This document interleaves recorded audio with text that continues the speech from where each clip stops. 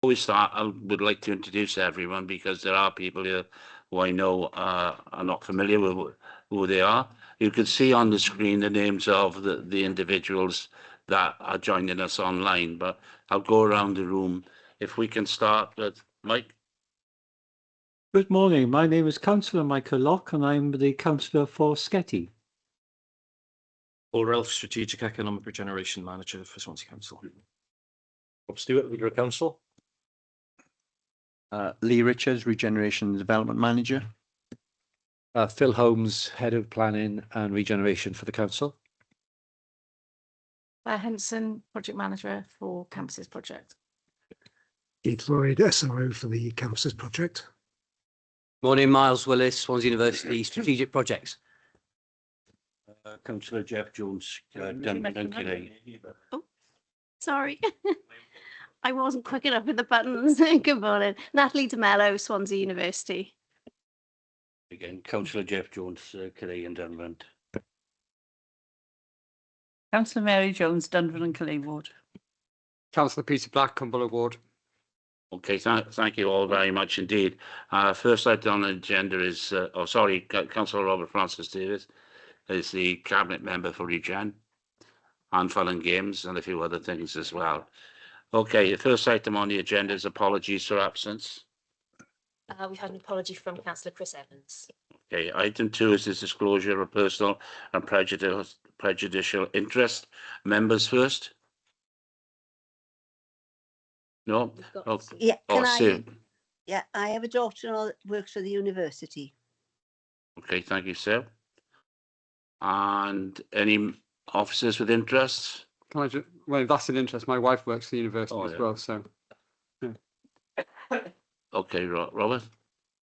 Oh, I thought you were going to indicate. Okay. Item 3 on the agenda is one that's on. Mark Tribe, Councillor Mark Tribe. Thank you, Chair. Good morning, all. My daughter attends Swansea University. Thank you. Okay, thank you. Is there anyone else now? No? Okay, then I'll move on to item 3 on the agenda, which is a prohibition of whip votes and the declaration of party whips, which is this item is on all scrutiny panels. It indicates that that there are no whip votes in scrutiny. And if there is any, we need to understand that. Item 4 is the minutes of the previous meeting. I'm sure everybody's read them. So item 5 is public questions. We don't have any on this occasion. So item 6 is the campus project, Swansea University, and I'm not sure which one of you. Mike is going to lead that. Well, please. Okay, thank you very much indeed. Anyway.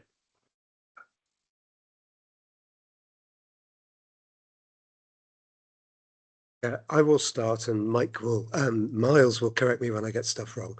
Thank you very much for the opportunity to present to the panel this morning, Chair. This is an update on the Swansea Bay City Deal Campuses project. We aim to answer a number of questions for the panel. Sorry, I've got a hay fever today, I think. Which is a nice problem to have because it's not raining. So we're going to update the panel on a number of key questions about the project, which you have the presentation and they're set out in. Next slide, please. Just to remind the panel that the aim of the Campuses project is to work in partnership to harness the unique capabilities in the region and with support from private sector partners drive the growth of a globally significant medtech and sports tech cluster, which will bring benefit to the region.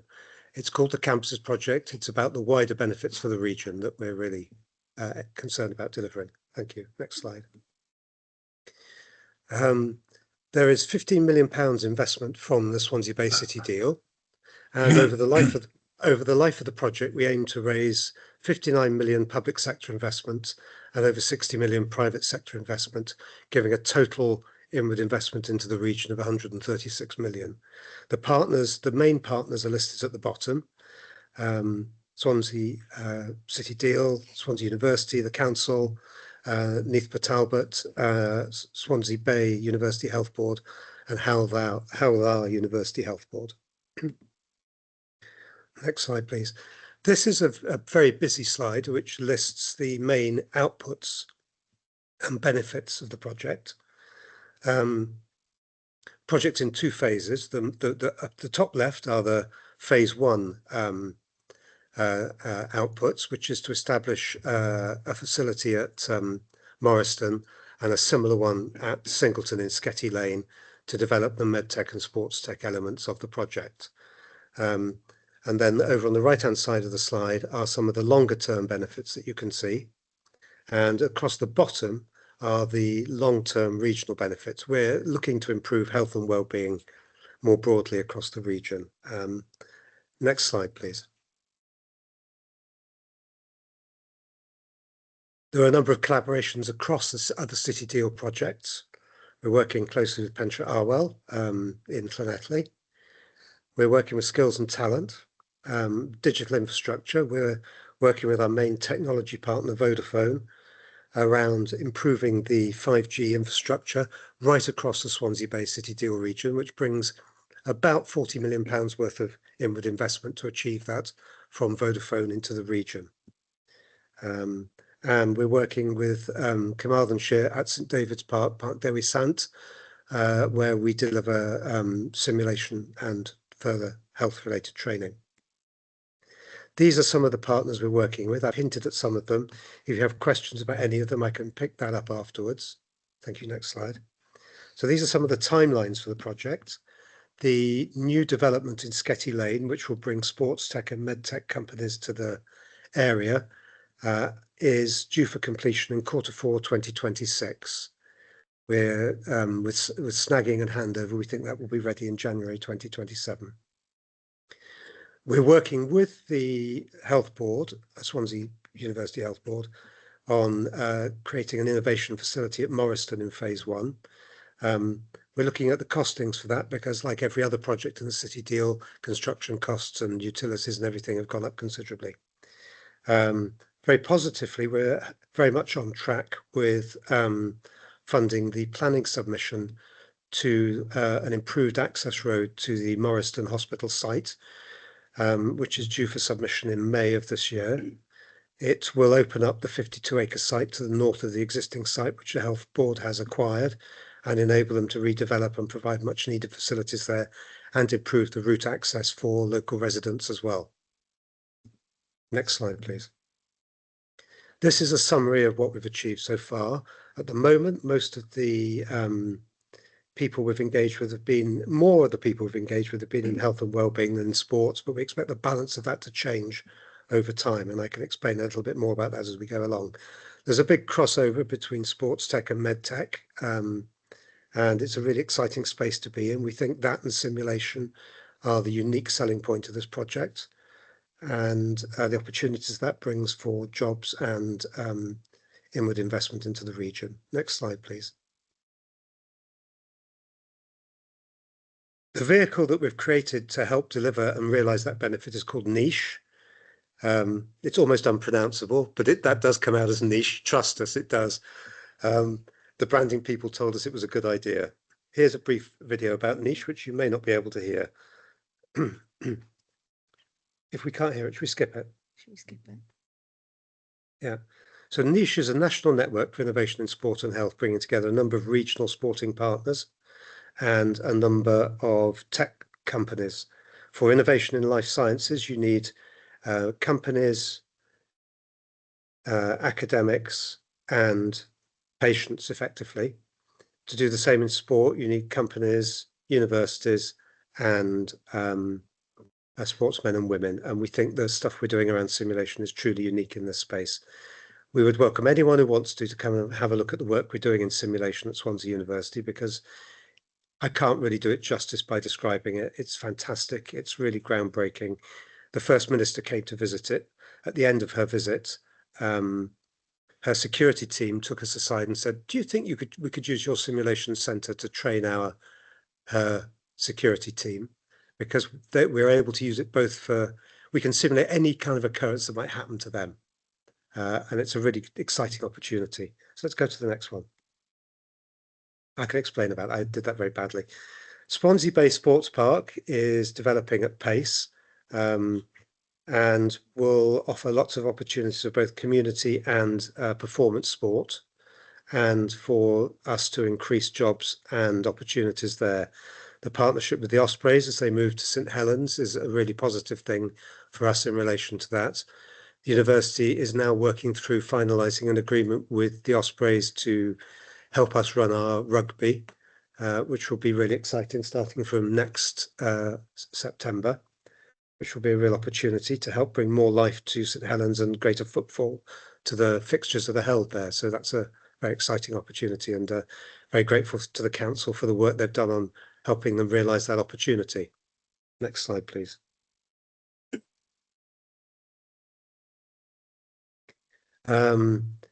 We're in the middle of developing phase 2 at Singleton. We're looking to procure a third-party operator for the sports park in collaboration with the council. Many people here will know all about that. We're very grateful to the council for the collaboration there around the sports park. Next slide, please.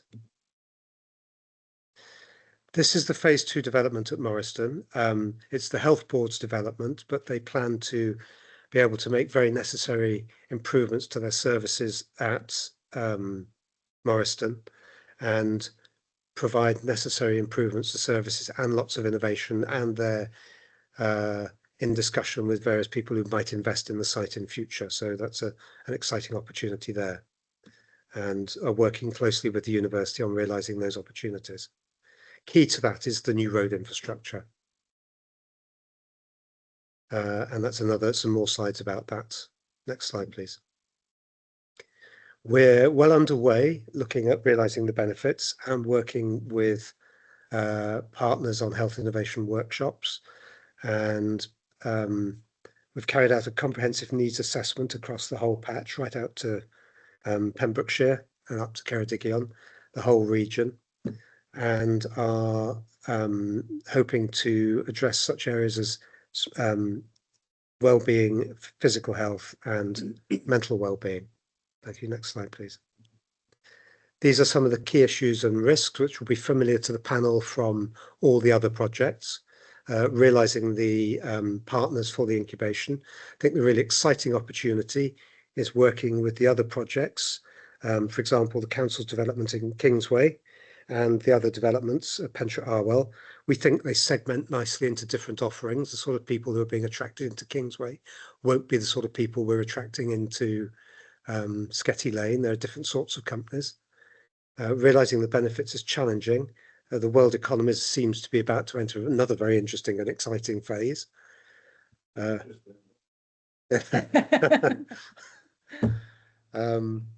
We've begun to get the private sector engagement and investment through, for example, Vodafone, who have been proving to be very good partners to work with regionally. We have been value engineering the building project. The Scetty Lane development looks as if it can now come in on project. We've done a number of things to come in on budget. We've done a number of things to make that possible. The university has been underwriting it up to a maximum of 4.4 million of additional funds, and we're trying to value engineer even further to be able to deliver the size of innovation space that we said we would deliver, and we believe we can achieve that. Next slide, please. So as I say, Vodafone have already committed their regional investments. They've already put some of that money into upgrading the 5G infrastructure in the city.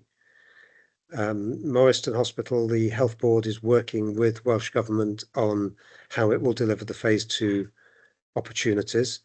And we have discussions ongoing with other potential investors subject to NDA, but we're very interested in working more closely both with the council and regionally around the opportunities to realise that investment. I think Miles might say a bit more about that in a minute.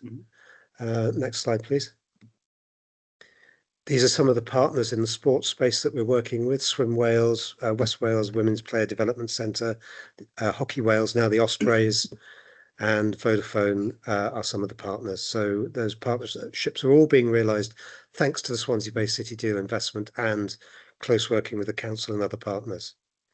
We're all big anchor companies and employers in the region, and it's really important that we collaborate as much as we can on projects like this. Thank you.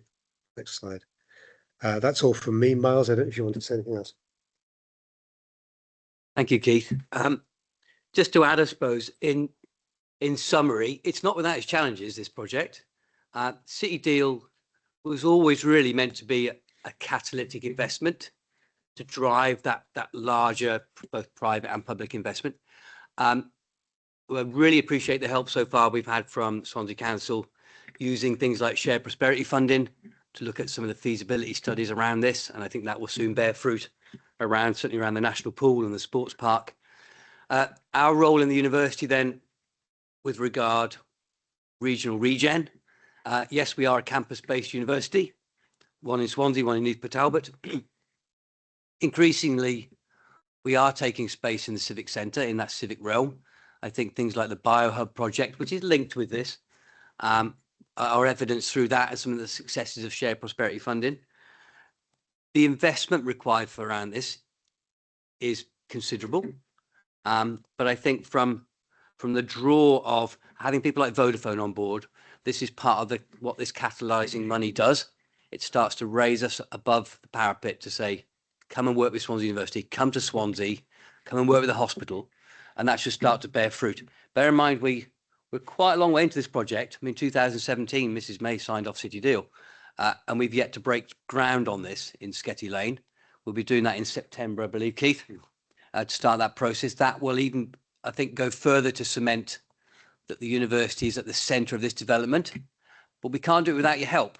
And I think things like Councillor Stewart, the reef space up in Leeds, I believe, which is fairly soon, that Invest in Swansea is a massive partnership.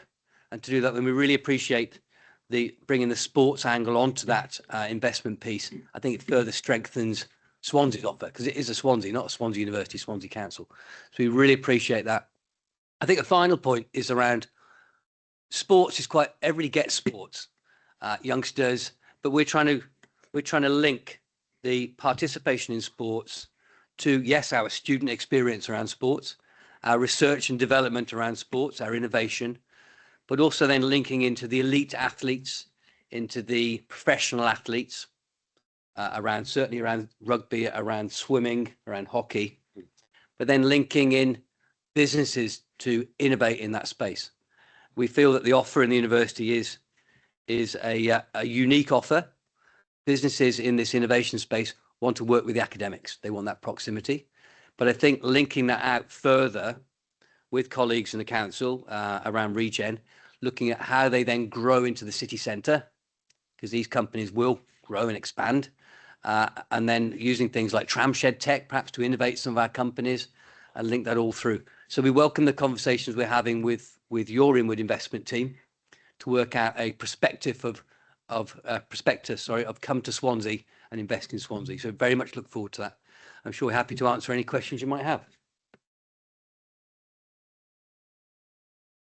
Can I ask other members questions?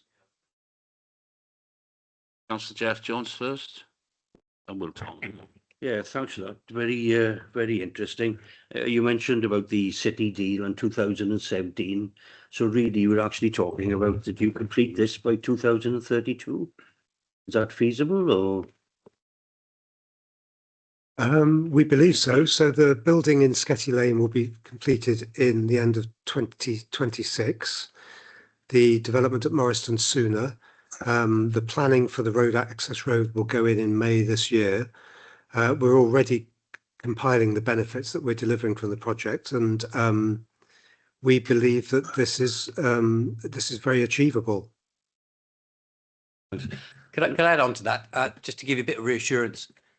The project is being delivered already. So Keith's department in the School of Medicine on the university has a number of buildings that we're now hoteling companies in. And the idea is then they would graduate from that space into this new build. So it's not we're waiting to a building to be built before we start going. Yeah, with regard to the funding, the 50 million from the city deal, it's marvellous you've actually got Vodafone. It's definitely a blue chip a company there. You actually mentioned about the costs as well. would it be the university that actually would capture any additional cost to this project? The city deal has funded the additional tranche. At the moment, the university is underwriting an additional 4 million of cost overrun that we've identified. One other thing as well, it'll definitely benefit the, shall we say, the region, as you've actually said anyway. But is it intended really to, well, the Welsh rugby team could certainly do with some assistance at the moment, but will it actually attract, shall we say, business from outside the area as well, outside the division? Yeah, so we have a number of companies who have come into the region specifically because of this. We have a virtual reality company who work in simulation, for example, who've come in from Bristol. We're talking to some people from other parts of the UK who are coming in to work with us. We have a number, this slide shows, oh, well, there's a slide that we showed earlier, which had a number of different companies that we're working with. I don't know if the others of you want to mention any of our other partners who have come in. Yeah. Step in there. So we work with the Inward Investment team in Welsh Government quite frequently. Julie Russell, she's brought a number of companies to us. The one that stands out probably the most is an American company that they've set up their UK headquarters with us for their expansion into Europe. So they're a medical device company that are designing a self-scanning little probe that'll sit on newborn babies and scan their hearts before they leave hospital. So I think they're quite a good example. And by setting up the niche, the National Network for Innovation in Sport and Health, we've got 130 companies or organisations already signed up to that, and we're moving to a membership model for that, and we're hoping that that will become the basis for pulling in more people. We're talking to other large companies of the scale of Vodafone as well.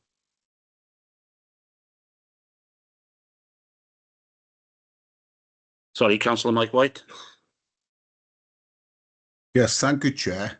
Very interesting presentation there. What I would like to know, if the university are engaging with our local schools in Swansea, as I say, we want our children to go to our local, stay in Swansea, go to their local university, but what opportunities are there work with the university in offering our children perhaps work experience, or perhaps will lead to apprenticeships? What actual engagement, if any, that are you involved with our schools in Swansea? Because I know lots of children would like to perhaps pursue a career in sports science or that area, and also through health and medicine as well. That's a really important question, and the university has an extensive outreach program to local schools across the whole region, and there are a number of programs where we attempt to broaden access and make the university more accessible to a wide range of people across a wide range of disciplines, including those that are directly related to this. Because the really important point in what you said is there are lots of people who want to participate in sport, but a lot of people who do that need to have careers that are related to sport, but not directly related to participation. So for every player that plays for, say, the Ospreys, there's a whole backroom set of people who need a whole range of skills to help support them in doing that. And we are providing a range of programs across the university that will help skill up young people to go into those sorts of careers. We want to try and attract and retain people in the region so that there are the jobs that are created for them to stay here. I'm aware of one person who's going, so the link up with the Ospreys and their move to St Helens has already brought direct benefits, because I know of one young person who's moving directly into employment with them as a direct result of this link up. So there are lots of opportunities to do that, and the university is very attuned to that, and it's very much a part of the civic mission. Just one point to add as well. Yes, the local schools, and but also Gow College, and co-creating courses with them. Because obviously from a university perspective, having that pathway of young people through our school, through our FE and then into HE is really important to us as well. Chair, could I just Mike? ask, yes, please, could I just ask him, but how was then the university promoting this to our schools for them to get involved and to work with Swansea University? There's a whole team that engages with local schools and FE around engagement with the university. And if that's something that you're interested in finding more about, because it covers a whole range of areas much broader than this, we can share information with you about that separately. But Okay, it's a really important and active program for us. Okay, Mike. Okay. Yes, I thank think you well, much, Chair. we'll ask them if they, with a copy of the slides, if they could give us an example of how they connected local schools, and I think that would be of benefit to all members. Oh, Councillor Will Thomas.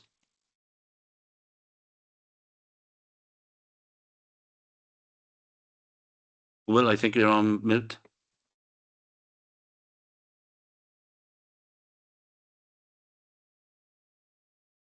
I can't hear you, councillor, sorry. I hear you. I can see you're on mute, but the sound isn't coming through for us, sorry. Yeah. It's going to log back. Okay. Well, anyone else got any questions? Councillor Peter Black. Yeah, thank you. I noticed one of the risks in the slide you've got here is securing external partners, student numbers and tenant income.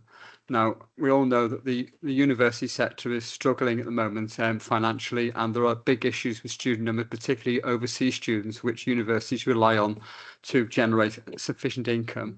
So I'm just wondering, to what extent is that risk going to be a threat to this, the way things are going at the moment, threat to this project? So you will have seen in the news that the university sector across the whole UK is going through a very difficult time. And you'll also be aware that Swansea University has had a savings programme that's been running up until the end of February of this year. We think the university is now on a better financial footing. We don't know what will happen with the current turmoil in the world economy. It's a threat, but we have a number of kind of mitigations in place, and that we think that the sorts of programs that we can run off the back of this are ones that will continue to be attractive to students. Certainly the health related programs that we run are continuing to recruit well around this, and we're committed to being a broad university that delivers the full range of courses. So with the university doing all it can to mitigate the effects of this. Okay, I mean, obviously the visa situation is going to have an impact as well as in terms of that. Yes. You mentioned you had American companies interested in taking part in this, and it's very difficult to predict what's happening given Trump's attitude towards American technical companies coming over here. But there's also an opportunity, isn't there, in the sense that a number of scientists in America are now looking to relocate out of America because of what's going on there. So how are you sort of trying to target those people to try and get them over here to work here? Not yet. I think we're all trying to work out what's going to happen next. Yeah. But it's a possibility. Yes. Yeah. Okay. Don't think anybody knows what's going to happen next over there, not even the president. Okay, Councillor Will Thomas. Hi, can you hear me now? Yeah, great. Okay, cool. Right, great to see the ambition of the university. It's nice slides, and enjoyed that. And it's obviously crucial for the local economy and well-paying jobs that work with the council, and university continues to grow and invest in the area. So fantastic. A couple of very sort of small questions I have on racket sports at Ashley Road. Obviously you've got the tennis club there. I'm just wondering what the development is around that, and if the university's planning to do anything or partner or increase facilities, different types of racket sports for the university and for the community. And also, am I right in thinking there's no cycle path from the Bay campus into SA1? I'm wondering if there's any plans for that, or if that's in motion. Thank you.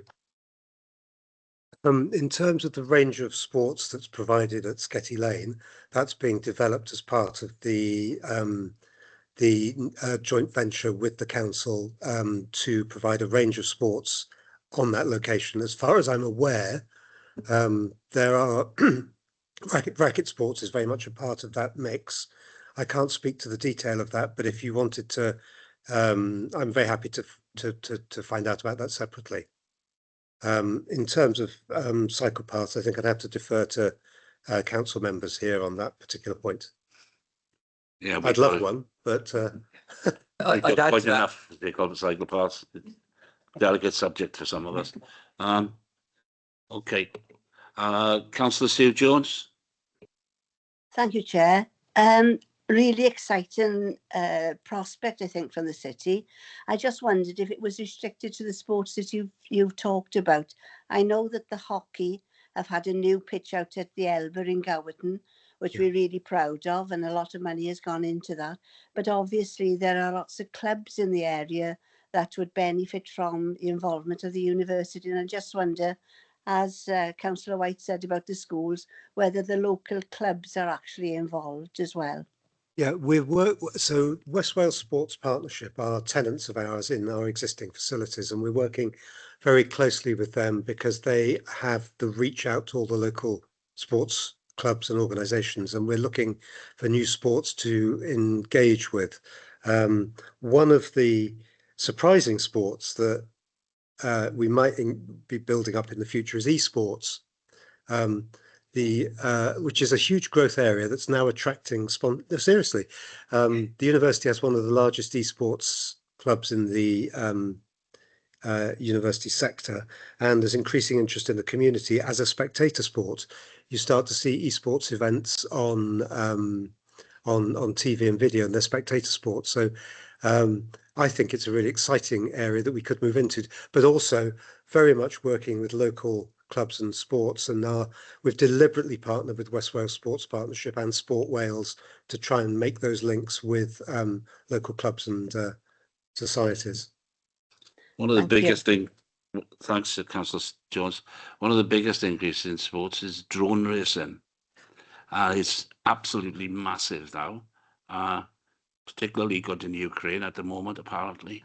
But it has been worked quite well in other parts of the world as well. And I know that in America there is large events about drone racing, and Japan and China. So I think we'll see an increase in things of that nature.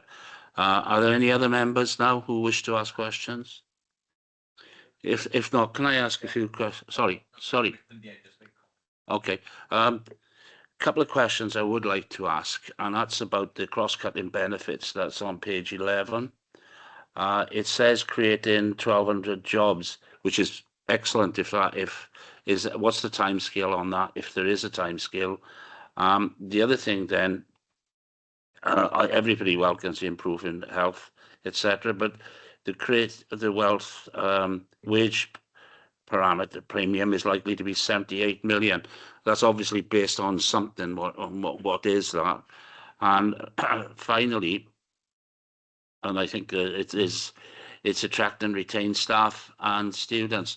Again, that is something I know Councillor Black alluded to it, but I think that's something that is really interesting for us as members, because that would be a great benefit to everyone.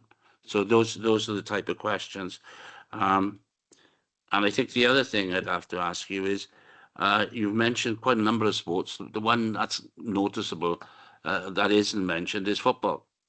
And obviously, considering we have got a professional football team locally, are there any connections with that as well? I know you sponsor some of the ground, but is there any connections with that? So yes, we have a working relationship with the Swans. We're looking to see how that develops in the future. We've worked with Football Association Wales about both the men's and the women's game to see what we can do with them. The football pitches to the west of Sketty Lane on the Rec there are in community use, and one of the discussions we've had with FAW in the past is about how those pitches could be upgraded. They can become quite waterlogged in the winter. There are opportunities to improve the drainage. The cross-cutting benefits are what we're seeking to realise by the end of the project. But of course, the end date of the city deal is 2033. we don't see that as the end of the benefits that will be realised. We'll see those as ongoing, but those are the targets that we've set through to that date. Thank you. So have you got, Councillor Jones, have you got another question, or is your hand left up? Oh, sorry, Chris, my hand's been left up. Sorry. Okay, righto, thank you. Anyone else? Okay, the only thing I would ask you, if you could actually pass it on these slides to us, because that would be a benefit for people later on. Leader? Yeah, thank you, Chair. Just really to thank university colleagues for presentation today and for their continued partnership on these projects. I think university is an excellent partner for us, and you know, as was said, we're now very close to breaking ground on this project. I think it'll be truly transformational. Links really well with our aspirations for that international sports park, the work that we're doing with the Ospreys, the relocation of the cricket, and as Miles said, you know, there is no barrier to other sports coming along. I know Councillor Thomas is pushing hard for pickleball as a racket sport, and I'm sure there's opportunity there. Councillor Francis Davis and I have met with some of the representatives of the pickleball providers who are delivering across the UK at the moment. They are interested in Swansea, but just not at this time, and that's due to their workload, not our reluctance to house them here. But again, if they do bring pickleball, they want that to be a covered facility, if at all possible. Paddleball, sorry, not pickleball, paddleball. They do require large covered structures, and again, finding the appropriate locations for those will be important, because of course, you know, things like our coastline probably wouldn't support a structure of that scale on the front of the seafront. But again, aspirations to bring loads of sports to Swansea as part of the international sports park. The university is a leader in sports science, so that link is really good there. And as was alluded to, the spillover then into health and the potential for the 51 acres that was purchased some time ago by the Health Board up at Morrison Hospital. Myself and Chief Executive are in discussions with the Health Board Chief Executive and Chair in terms of their aspirations, in terms of moving services around. So expect some further announcements, I guess, on that in due course, because that one's starting to move pretty quickly now as well. And hopefully Welsh Government will come along with some additional funding for us. Indications are positive at the present time. So just wanted to say that, Chair. Thanks very much. Thank you, Leader. One question I've got to ask, and that was about the connection with Howldar and Pendralwell. I was down there yesterday on a site visit for the Regional Scrutiny Board. It's quite an impressive structure, quite impressive the way in which the collaboration will go. And I noticed that Swansea University, along with the college, is actually going to have shared space there. And how much will that be? So Swansea University, as far as I'm aware, is the only tenant who's actually signed up so far to engagement with Pentraarwell. We're taking space there, which we're in discussion with them about the sort of activity that we'll put in there. It's likely to be related to health and well-being there. Okay, thank you. Are there any other comments or questions? If not, can I thank you on behalf of the board, on behalf of the council, for your cooperation and coming here today to explain the projects. I think it's been helpful for everyone, and just wish you all the best and look forward to many of them being completed in the near future. Thank you. Thank you, Chair. Thank you. You're more than welcome to stay if you want to get bored, but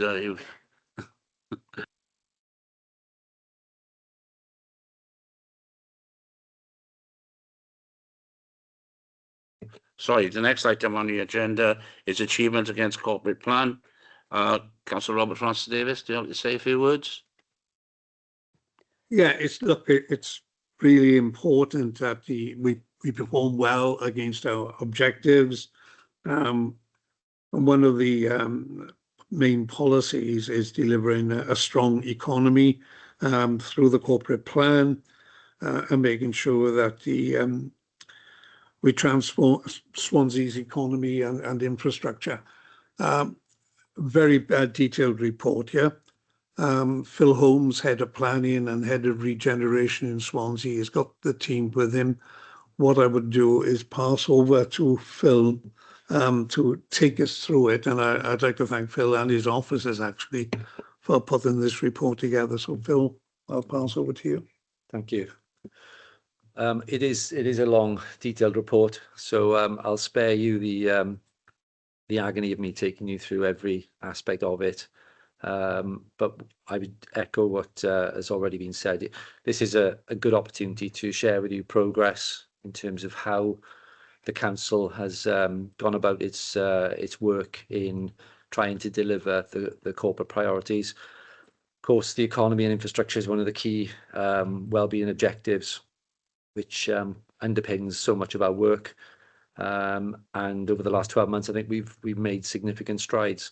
So just to give a flavour, if I may, in terms of just some of the things that really sort of stick out and resonate, again, with some of the things we've heard this morning from the university.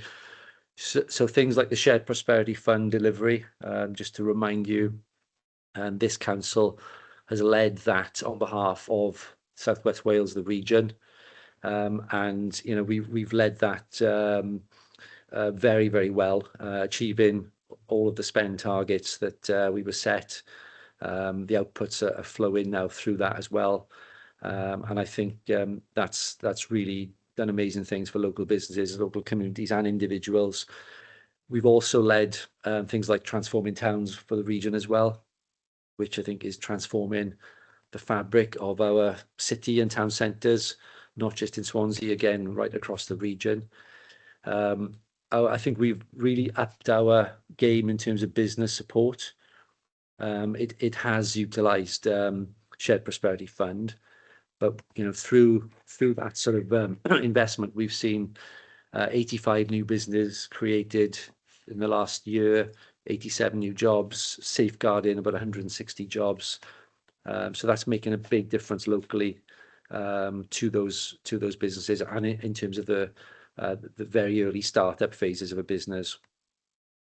Our work continues on Debenhams in terms of the discussions with potential occupiers there. So we're stepping in to address market failure, and hopefully some progress to report on that very shortly. Again, with Urban Splash, major partner for the city. So a lot of progress there in terms of the St Thomas scheme, that's retail residential led scheme. We've had the designs in there, so we're progressing that. We've got the planning permission in place for the public sector hub work, and we're now really in earnest looking at the options for the civic centre. So that's very exciting, and that's taking shape as well. In terms of the historic buildings within the city, things like the Palace Theatre, the Albert Hall, both opened in the last 12 months, both doing tremendously well. Obviously, there's more to do. There's more buildings that we would like to get round to, and that's all subject to funding. Castle Square, obviously, that's now teed up, ready for a start on site. So that's imminent. Everything's in place. And also we are working really, really hard in terms of completing the car park on the north side of Oystermouth Road with our new contractor there. So that will be finished this year. And 71-72, it'd be remiss of me not to mention that the building's complete and very nearly fully let, which will be a huge boost in terms of the city centre, 600 jobs, and you know, worth probably about 32 million a year in terms of the local economy, in terms of GVA. And it doesn't feature in the report, but I just wanted to mention in terms of Skyline, so planning permission recently granted on that. So this report was written before that happened. So again, that sets that up now for that investment to start hopefully later this year. And the Arena Hotel, so we have a new developer operator. We are working with them, early stages, but the discussions are going really well. I think the LDP, that's a major one for us. So a lot of achievement this year, and we're out to consultation at the moment on the pre-deposit plan. So major milestone there, and that will set us up for the next couple of years to hopefully complete that work and provide the blueprint for development of the city going forward. yeah, there's so much in this report, so much progress. Social benefit clauses, so nearly 2,500 targeted recruitment and training weeks achieved over the last 12 months, which is making a major difference to the youngsters and also the supply chain as well. And I think that's probably all I wanted to mention in terms of a flavour, but I've got Lee Richards and Paul Ralph here, so if there's any questions on any of the detail, these are the guys to ask. Thank you. Thank you, Phil. Questions, Councillor Jeff Jones first. Yeah, thanks for the report. You know, the Shared Prosperity Fund, is that a guarantee actually going on? Is that the main source of funding for, you know, these new jobs? You actually said you upped your game as well. What exactly do you mean by you upped your game? We've upped our game in the sense that we've recruited additional officers who have got a really strong background in business support. So that's something that we've lacked over the last few years. But in terms of the funding, we're in a transition year now, so we've had 2 years. This is the 3rd year transition. There are no guarantees going forward, but the if you like, the soundings that we're getting are more optimistic. We don't know how it's going to work in the future, but we do believe there will be funding, which will hopefully allow us to continue with our work. But I don't know whether Paul wants to confirm or deny that. Councillor Francis. Yeah, I think it would be remiss of me not to mention here perhaps the work that Paul Ralph, sitting at the side of me here, has put into this, and the team that Phil has mentioned.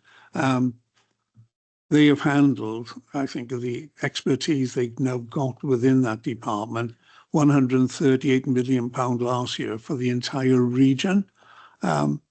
Swansea led in that, and they assisted then with Neath, Talbot, Carmarthen and Pembroke in making sure that money went out, but most importantly, that money got spent as well.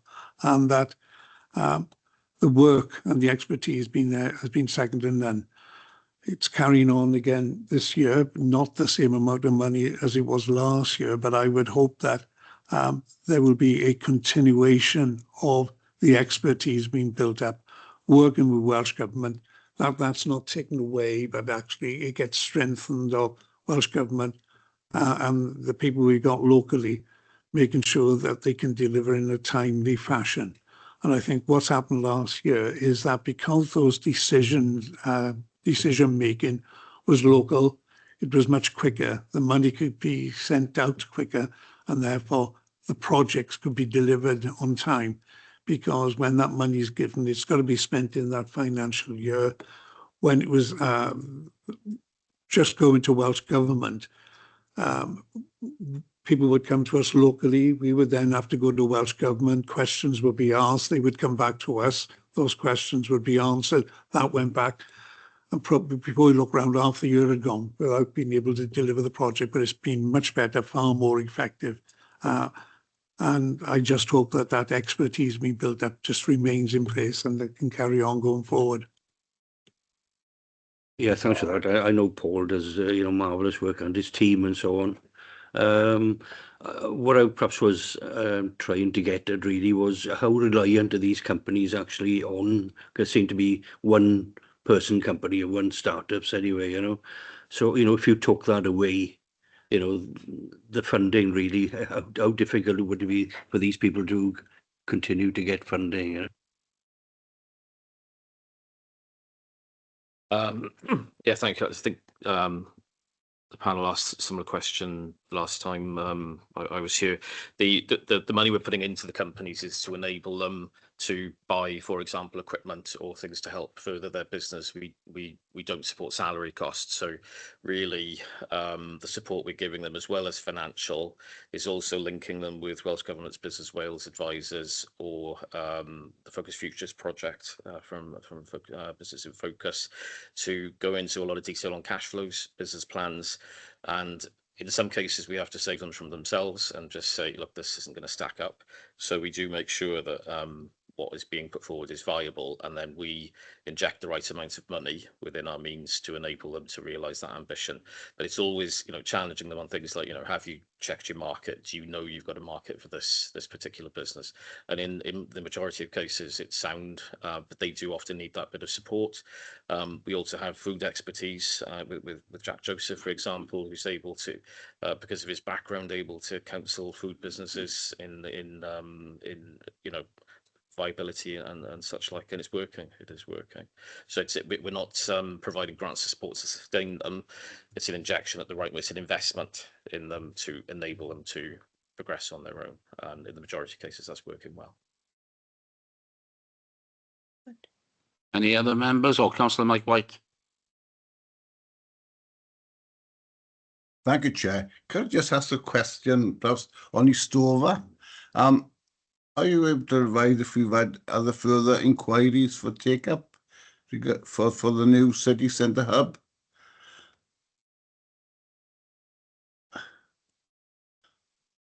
Jeff, please.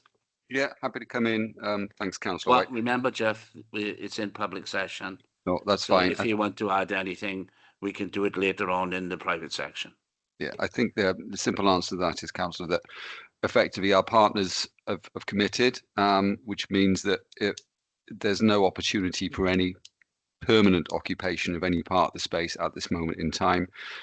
We will have opportunities for ongoing community space and take up a community space on a higher basis, and potentially some workstations in terms of office space on a second floor for other public sector partners. But beyond that, it's full. So lots of people are interested in the scheme, clearly, and we're very excited. And I'll update a bit more on that a bit later on in the camera session. Okay, thank you, Chair. Okay, no worries. Councillor Michael Locke.